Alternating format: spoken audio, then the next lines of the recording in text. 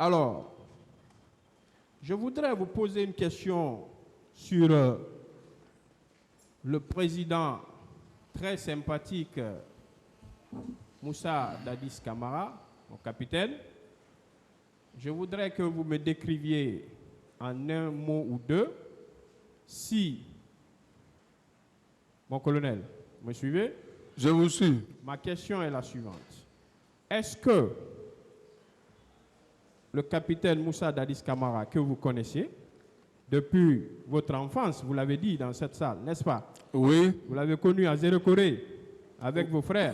Oui. Est-ce que le capitaine Dadis que vous connaissez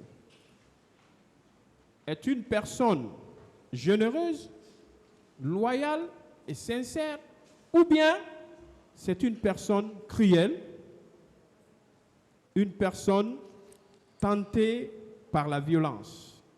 Qu'est-ce que vous en dites? Est-ce que c'est l'une de ces personnes? Non, quand même, le président Moussa Dadis Camara, il est toujours une personne généreuse, une personne gentille et patiente.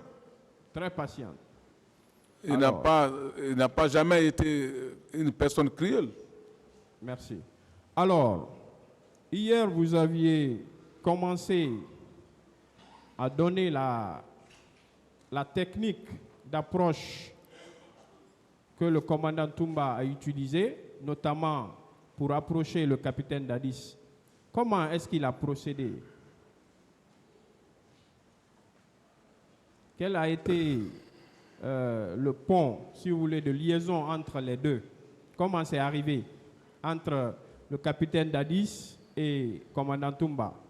Expliquez-nous un peu. Comme je l'ai dit hier, j'ai dit, quant à moi et lui, on se connaît très longtemps, parce que c'est nos élèves, mais entre lui et le capitaine Dadis, c'est à travers moi et non seulement à travers la maladie de sa maman, que quand il m'a vu au BTG un matin, il s'est approché de moi et dit: ah, maître, j'ai maman qui est gravement malade, il faut m'aider pour que je puisse avoir accès au capitaine Dadis. J'ai dit: ah non, il n'y a pas de problème. J'ai dit: bien, on va aller. Où est les ordonnances? J'ai dit: donne. J'ai pris l'ordonnance avec lui. On est allé voir le capitaine. À l'époque, il était au carburant. Je lui ai posé le problème. J'ai dit: ah, vraiment, tu vas m'excuser. Vous savez, tu ne peux pas découvrir tous mes élèves. Voilà un de nos élèves. Donc, il a un problème. Sa maman est gravement malade. Vraiment, pour que vous allez venir à notre aide. Le capitaine n'a pas beaucoup discuté parce qu'à l'époque, tout ce que je lui posais, franchement, il m'a accepté. Donc, il a regardé l'ordonnance. Je crois, bon, je ne sais pas la somme auquel il a donné. Bon, ça, je n'ai même pas regardé la somme parce qu'il a donné une enveloppe au commandant Toumba. Il dit: bon, vraiment, va faire part à notre maman. Et on est sorti. Moi, je suis parti maintenant vers le bureau du sport et il s'est retourné. C'est comme ça d'abord que j'ai mis la liaison. Et ce jour-là, maintenant que chaque fois, il partait saluer le président Dadis, bonjour ou bonsoir, ainsi de suite. C'était comme ça, en gros. Donc, c'est à travers cette technique qu'il a pu approcher le président Dadis, n'est-ce pas? Par ça seulement. Ça, c'était sa première stratégie. Oui. Alors, lorsque il s'est agi du remplacement de feu général Lansana Conté, puisque vous l'aviez dit hier, hein, le président était mourant et tous les Guinéens savaient que d'un moment à l'autre, il allait nous quitter, n'est-ce pas? Bien sûr. Alors, vous aviez tenu des réunions avant le décès du président Conté? Lorsque, après ma mission de porte-parole, donc, j'étais maintenant beaucoup en collaboration avec la garde rapprochée du président, paix à son âme, Conté. Donc, il y avait un certain temps, il m'invitait à assister à certaines réunions parce que le vieux était déjà fatigué. Et donc, eux, ils avaient beaucoup confiance en moi. Et beaucoup, c'est mes classes. Beaucoup fait partie de classe 85. Donc, et sachant que quand même, durant tout notre scénario qu'on avait fait, je ne les ai pas fait de mal. Je ne les ai pas répondu. Le mal qu'ils ont agi sur moi, moi, je n'ai pas retourné le mal sur eux. Parce que moi, j'avais toujours pensé que ce sont mes classes. Parce que dans l'armée, la situation de classe, c'est respecté quand même, parce que vous portez le même culotte avec tes amis. Voilà, tout juste. Et encore, le respect que j'ai donné au feu père, le général Conté, parce que le jour où je suis rentré dans son palais, j'étais accompagné du colonel, maintenant il est colonel Guilavogui, que j'ai pris sa main, je dis, toi tu m'accompagnes. Parce que c'est l'un de mon chefs de groupe. Je dis, toi tu m'accompagnes. Ça a trouvé que j'étais déjà devant le palais. On a encerclé le palais complètement, tous les gardes étaient, il avait quitté, sa garde présidentielle avait quitté. C'est bien, c'est bien. Voilà. Maintenant, ma question, c'était de savoir, est-ce que, avant le décès du général Conté, vous aviez tenu des réunions pour parler éventuellement de son remplacement en cas de décès? Non, on a tenu une réunion. Ça s'est fait à la Camayenne ici. À la Camayenne. Et quelles sont les personnes qui étaient présentes à cette réunion? Non, même le capitaine était présent. Toumba était présent? Non. Lequel? En ce moment-là, il ne pouvait même pas s'approcher là-bas. Ah, donc, lorsqu'il dit devant ce tribunal qu'il y a eu des réunions auxquelles il a pris part avant même la prise du pouvoir, est-ce que c'est vrai cela? Peut-être ça, c'est entre les chefs de groupe au niveau de Canfer là-bas.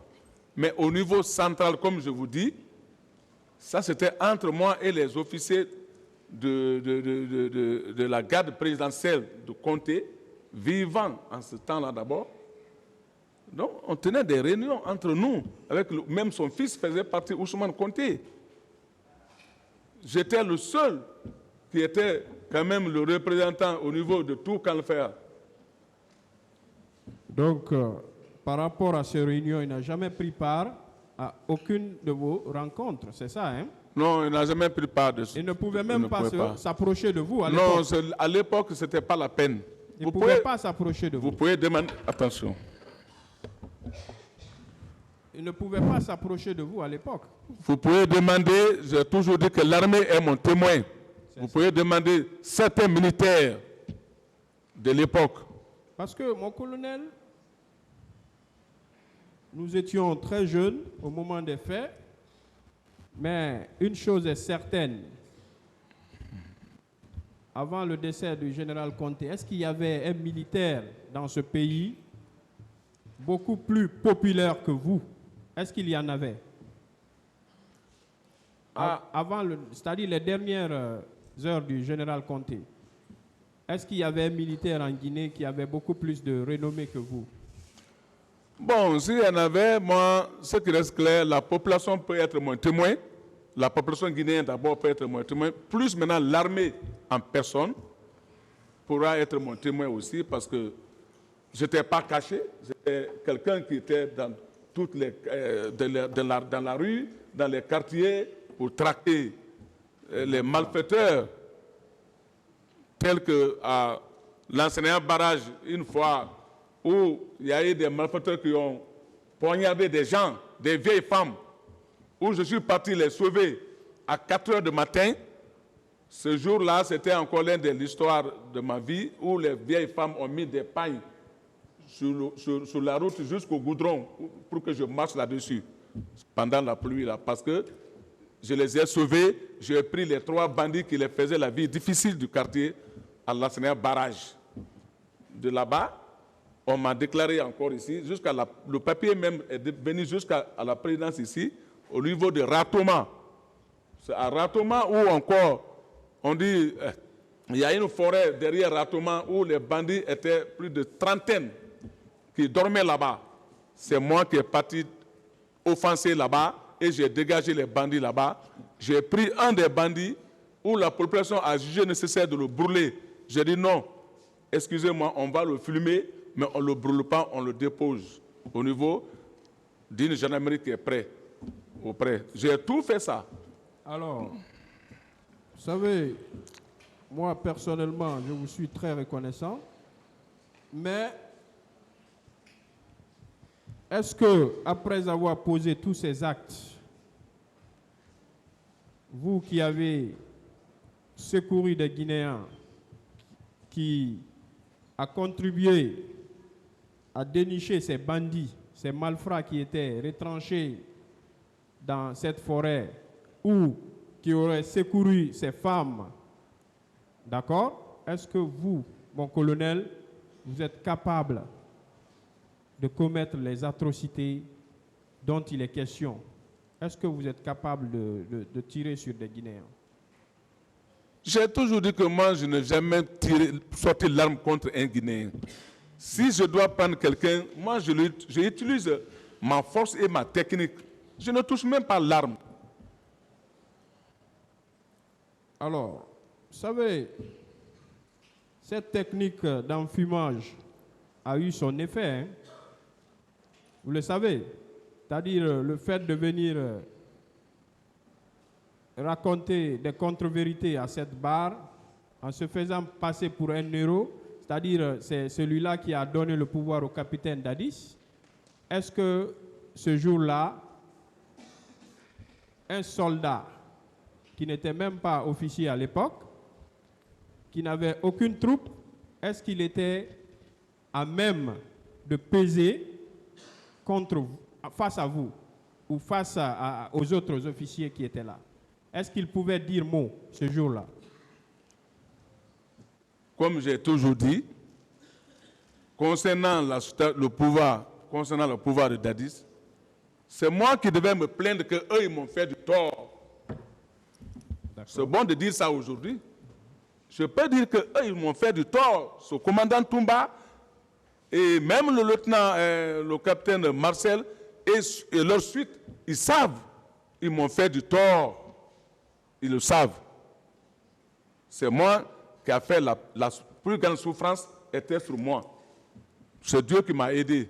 Si aujourd'hui on est là, Dieu merci, ce n'est pas grave.